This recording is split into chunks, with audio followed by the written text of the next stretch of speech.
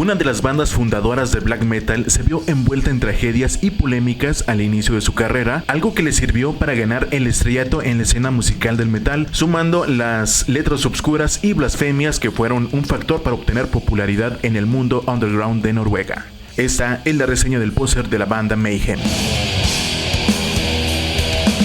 En 1984, Øystein Aarseth, Jørn Stubberud y Jette Meinholm dieron inicio a una de las bandas pioneras de black metal en Oslo, Noruega, quienes, al ser inspirados por bandas como Venom y Celtic Frost, comenzaron a tocar los covers de dichas bandas, adaptando el nombre de Mayhem, dando tributo a la canción Mayhem with Mercy de la banda Venom.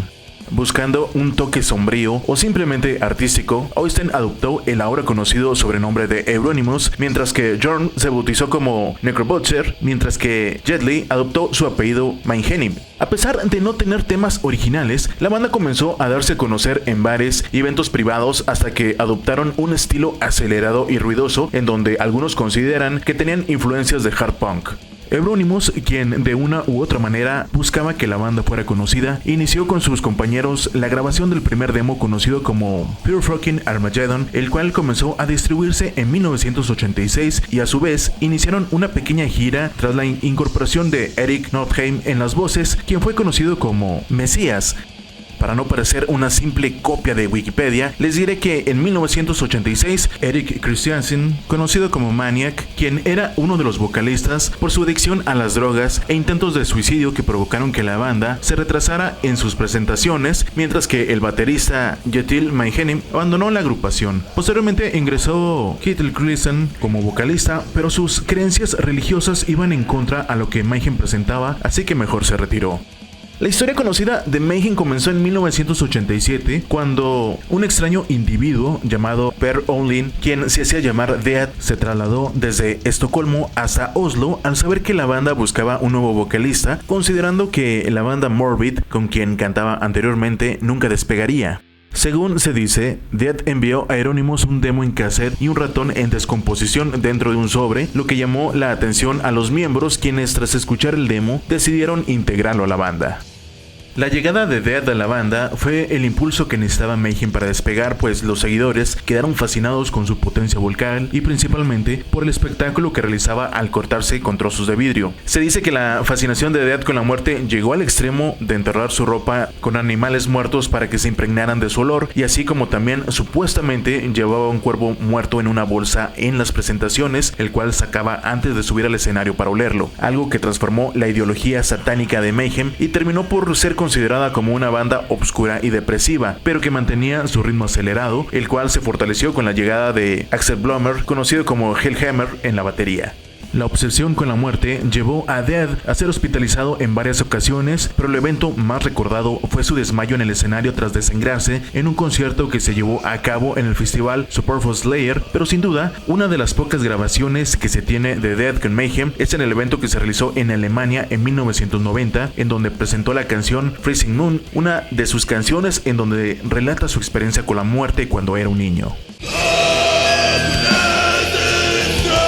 Para evitar la censura de esta plataforma tendré que ser muy breve en una de las partes más interesantes de esta reseña, aunque supongo que todos ya la conocen. El 8 de abril de 1991, Euronymous llegó a una casa que habían rentado en donde daba alojamiento a Dead, a quien encontró desvivido tras usar una escopeta, y en sus muñecas se encontraron algunos cortes, por lo que se presume que pretendía que toda la sangre saliera, pero al desesperarse usó la escopeta. Antes de llamar a la policía, Euronymous se dirigió a una tienda para comprar una cámara desechable y regresó a la casa, en donde tomó varias fotografías a su vocalista, así como también tomar algunos fragmentos de hueso, y tras observar la escena por algunas horas, tomó el teléfono y llamó a sus compañeros de banda y al final a la policía. Según declaraciones de Euronymous, no se sorprendió que Dead se desviviera, pues estaba consciente que tarde o temprano lo haría, y al tener en su poder las fotografías que tomó, seleccionó la que consideró mejor y se convirtió en una de las portadas más emblemáticas de la banda, aunque me atrevo a decir que es de las más famosas en todo el metal, la cual formó parte del disco Dawn of Black Hearts.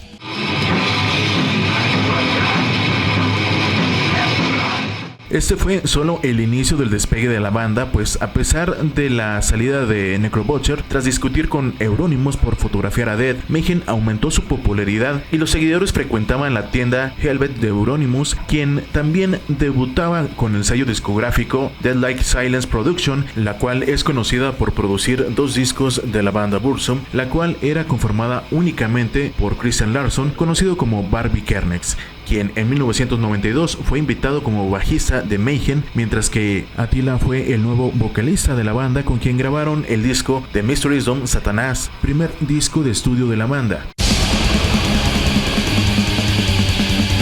La policía levantó las investigaciones contra todas las bandas de black metal en Oslo después de registrarse la quema de iglesias en la comunidad, hechos en que estaban relacionados con el famoso círculo interno en donde salieron algunas de las bandas más reconocidas de black metal. Considero que el despegue definitivo de Mayhem llegó tras la muerte de Euronymous, quien tras al tener diferencias con Barbie Kernes y supuestos planes de desvivirlo a este último, provocó que se adelantara a los supuestos planes de Euronymous, a quien envió al más allá de varias puñaladas, motivo por el que Vikernes pasó una larga temporada en la cárcel, algo que puedes observar en el video Los Crímenes de Burzum, y el enlace lo puedes ver arriba. Tras la muerte de Euronymous y la detención de Vikernes, Attila dejó la banda y se trasladó a Hungría, quedando solamente Hellhammer, por lo que se consideró que la banda se desintegró. Pero en 1994, el disco The Mysteries of Satanas fue lanzado al mercado como tributo a Euronymous, tardando en salir al mercado pues los padres de Euronymous, quienes legalmente se quedaron con la compañía disquera, no querían que saliera a la venta con las pistas de bajo que fueron grabadas por Vikernes, pero gracias a mentiras de Hellhammer, quien dijo que el disco había sido regrabado por otro bajista, logró convencerlos y salió a la luz otro de los discos más emblemáticos del black metal.